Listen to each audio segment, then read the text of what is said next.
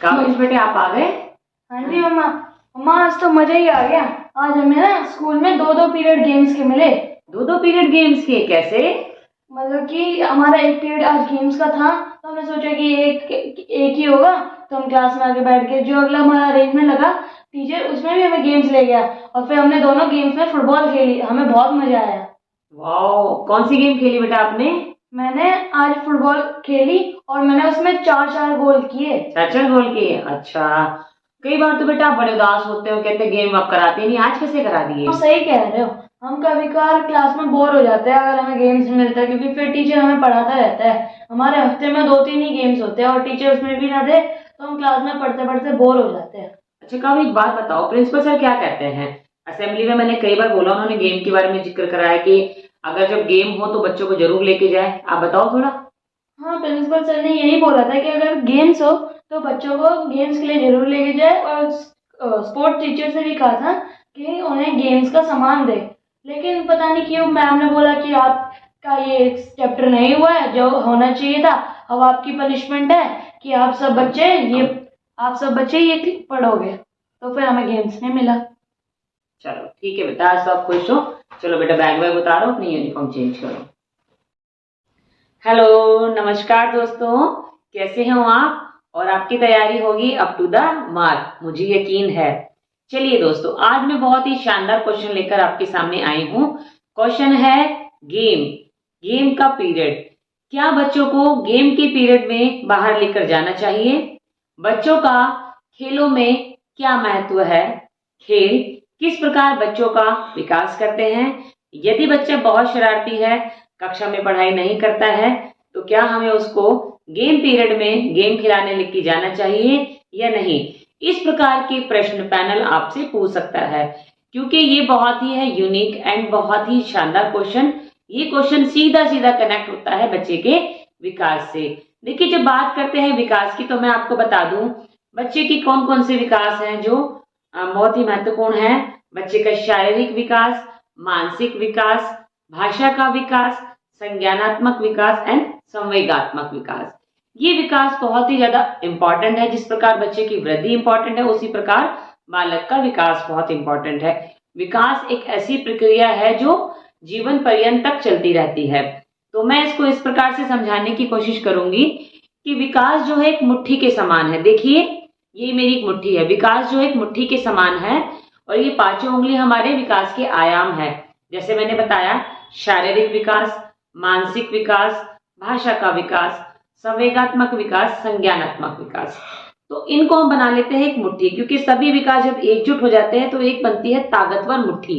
और कहते हैं ना, अगर हम मुट्ठी को ओपन कर रहे हैं, कोई हमारी मुट्ठी ओपन करना चाह रहा है, तो बहुत जोर लगाते हैं, बहुत कोशिश करते हैं। लेकिन अगर एक उंगली भी, कहते हैं ना, अगर एक अंगूठा या उंगली भी खुल गई तो अन्य को खोलना बहुत ही हो जाता है आसान। देख लीजिए, यानी कि हमारे विकास के आयामों में से अगर एक भी विकास कमजोर पड़ जाए, वीक पड़ जाए, तो अन्य विकास पर इसका प्रभाव सीधे सीधे पड़ता है। और मेरे प्यारे दोस्तों, ये सभी प्रकार के विकास बच्चे के बहुत ही आसानी से प्राप्त किए जा सकते हैं, पढ़ाए जा सकते हैं विद्यालय के खेल के मैदान में। खेलना बच्चों की स्वाभाविक प्रवृत्ति है। बच्चों को खेलना बहुत पसंद आता है। हमें इस प्रकार बच्चों को खेलों से वंचित नहीं रखना चाहिए। माता पिता व अध्यापक को यह बात समझनी होगी कि बच्चों का खेलना उसके विकास को मार्गदर्शित करता है, उसे आगे लेकर जाता है। बच्चे की वृद्धि, शारीरिक वृद्धि और विकास का बहुत ही अच्छा तालमेल खेलों के माध्यम से पूरा होता है। तो हमें इन बातों को समझते हुए बच्चों को कभी भी खेल के लिए नहीं रोकना चाहिए। बच्चों को जहां तक मौके मिले उन्हें ज्यादा से ज्यादा खेलना चाहिए। देखिए, खेल का मैदान एक ऐसी जगह है जहां पर बच्चों की मनोवैज्ञानिक जरूरतें पूरी होती हैं। वह बालक जो अपने बचपन में नहीं खेलते हैं, आप देखेंगे कि आगे चलकर बच्चों का सामाजिक विकास, भाषाई विकास, मानसिक विकास, यह सब विकास उसके पूरे नहीं हो पाते हैं। कहीं ना कहीं कोई कमी रह जाती है, कोई गैप रह जाता है। और वो बच्चे जो समाज में सभी दक्षताओं के साथ उभर कर आते हैं, उनकी भाषाओं का विकास, सामाजिक तालमेल, मानसिक विकास, शारीरिक वृद्धि, हुस्ट पुस्ट, लंबाई, ऊंचाई, भार, यह सब बहुत ही शानदार होता है। इसका अर्थ है कि उन्होंने अपने बचपन में अपने टाइम में बहुत ही ज्यादा समय दिया है खेलों को। खेल अपने आप में एक शिक्षा है, यदि उसको हम शिक्षक समझे तो। जैसे कि काव्यांश ने अभी आकर बताया कि आज उसने स्कूल में किया बहुत एंजॉय। देखिए, बच्चों का एक मानना है कि जब बच्चों को गेम मिलती है तो बच्चे बहुत खुश होते हैं। बच्चे उन फूलों की तरह है जिनको अगर समय पर सनलाइट या फिर वाटर खाद ना मिले तो वो मुरझा जाते हैं। और बच्चों को यदि उनको पोषित किया जाए खेलों से, उनके साथ बात की जाए, मित्रत्व व्यवहार उनके साथ रखा जाए, तो इस केस में जो क्या होता है, बच्चे फूलों की तरह जो है बच्चे खेल जाते हैं। जैसे कि आज काव्यांश खिला हुआ है।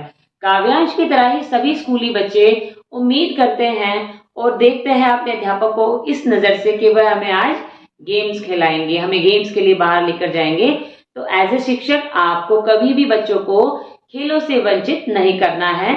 आपको ज्यादा से ज्यादा मौके देने हैं कि बच्चे खेले, बच्चों की गेम पीरियड में बच्चे बाहर जाए, और अगर संभव हो सके तो आपको बच्चों की जो स्टडी है वो भी खेलों के माध्यम से ही करानी चाहिए।